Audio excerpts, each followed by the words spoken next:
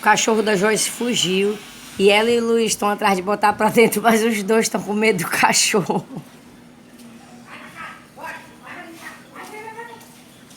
Olha esse portão aí, Luizinho!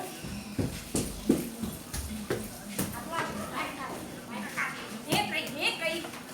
Entra. Vem.